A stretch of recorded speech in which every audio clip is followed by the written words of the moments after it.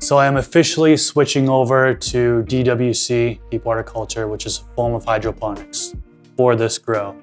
Here's why.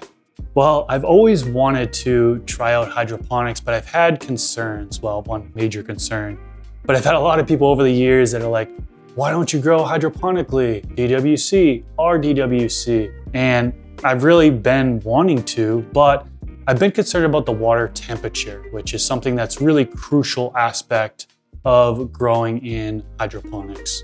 Now, I live in the desert. It's 100 degrees every single day, June, July, and August. We're actually filming this at the beginning of October, and it's still over 100 degrees Fahrenheit, which for those of you who work in Celsius, it's over 37 degrees Celsius. So very, very high. Now I do have cooling in the house, central air conditioning that I use that cools down the grow room. And obviously that goes into my tents as well. But maintaining that water temperature at the optimal level, it was always a concern for me. So shout out to Daniel Fernandez. He was on the podcast before. He also has a couple presentations at Utah State University. I got my cannabis cultivation certificate from there. It's under Dr. Bruce Bugby's program. I learned so much from him, and having him on the podcast, learned so much. And one thing was about water temperature. So he had mentioned the optimal water temperature when growing hydroponically is 70 degrees Fahrenheit. Now he mentioned that you can go upwards to 75 degrees Fahrenheit, but once you go higher than that, upwards of 80 degrees Fahrenheit, there's lower oxygen in the water, really. And also you introduce fungal pathogens potentially. So I've always been worried that my reservoir temperature was gonna be too high, and then I was gonna have these fungal pathogens and the plants weren't gonna be happy and I wasn't gonna be successful. Well, now we're going into winter time, and I feel like it's gonna be a little bit easier to control temps.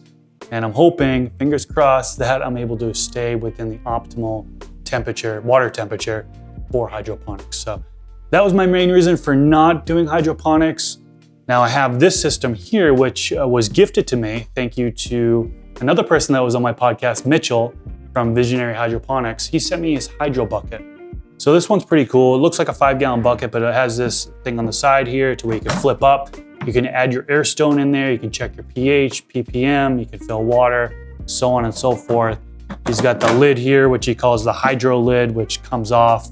And he's got spots here where you can do ties if you want to do low stress training, for example.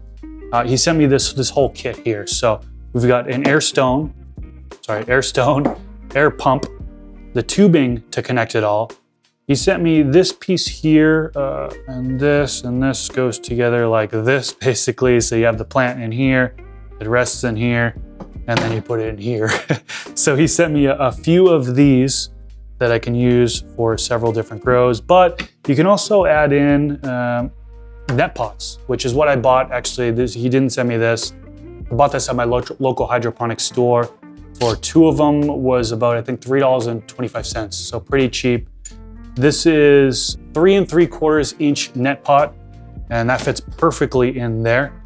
He also sent me this bucket and this piece, which I'm not gonna need right now, but what goes in the net pots is clay pebbles, and I bought these as well. And just full disclosure, he's not sponsoring me. He just sent me the bucket. I'm not getting paid to make this video. I'm not getting paid to grow in this bucket. However, the sponsor of this channel is AC Infinity. So shout out to them. I know they do net pots. They have a couple different sizes of net pots and other hydroponic equipment. So if you're looking for any hydroponic equipment, acinfinity.com.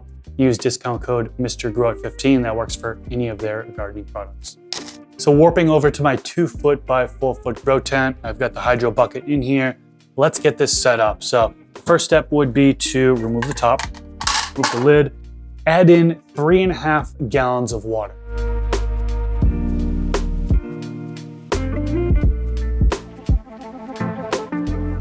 Okay, now we got the water in there. Next step is to set up the air pump and air stone.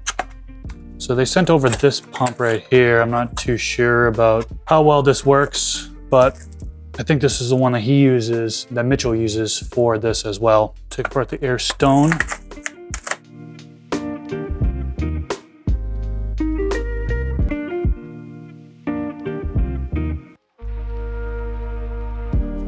Drop the line in here.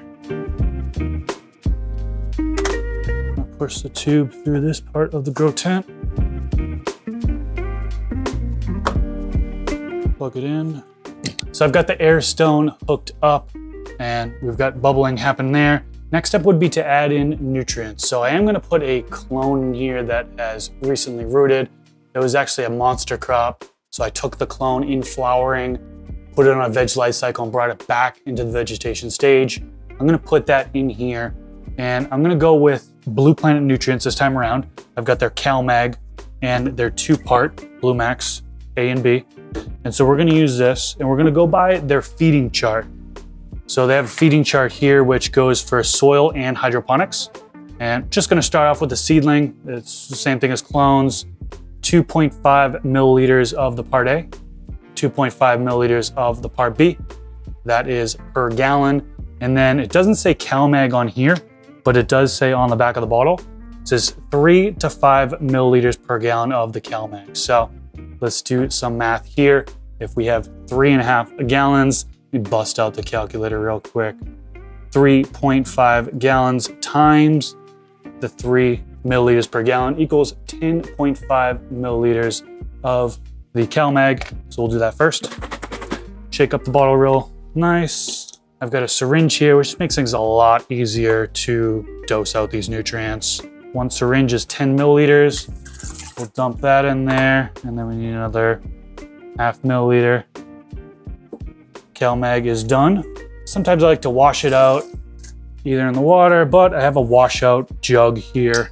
This is reverse osmosis water, by the way. I have a system that goes underneath my sink. It's not bottled water that I've been buying every week at the store. I've just been refilling these jugs. So the CalMag is good to go. Next up is the part A, 2.5 milliliters per gallon times the 3.5 gallons is gonna give us 8.75 milliliters.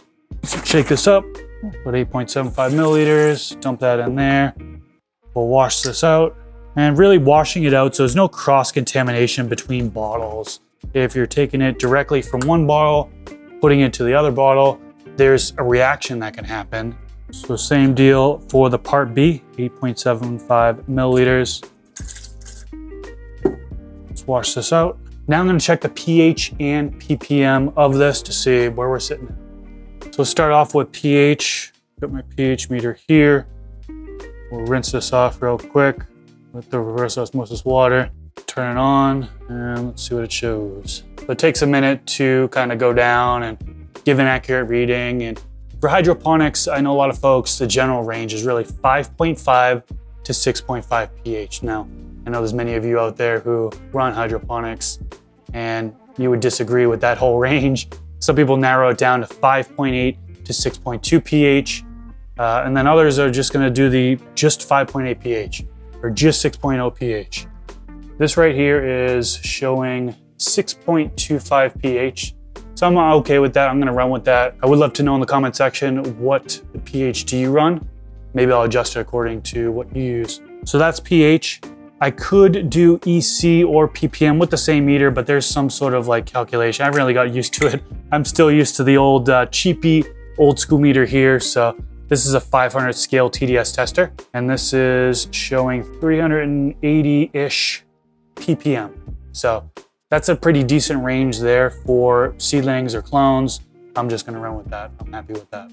So I pulled this plant out of my aeroponics setup.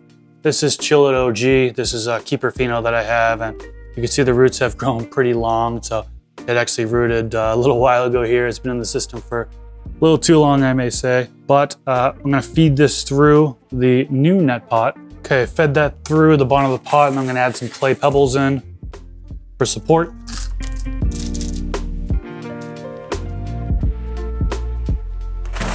All right, there's enough support in there. Put the top on.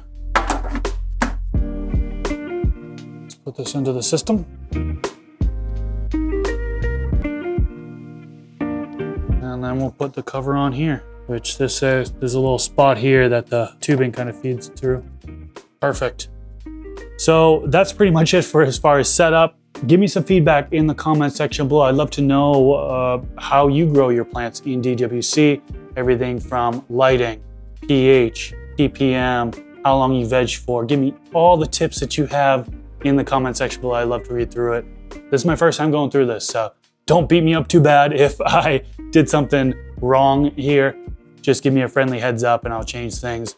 I am, of course, going to turn on the fans, lower the light, adjust the light levels, but I'm not gonna do that in this video. I won't bore you guys. I've done that in past videos, so that's pretty much it for this video, guys. Hope you enjoyed it. Hit that like button if you haven't already. Subscribe to the channel. I'll catch you in the next video. Peace out, everyone.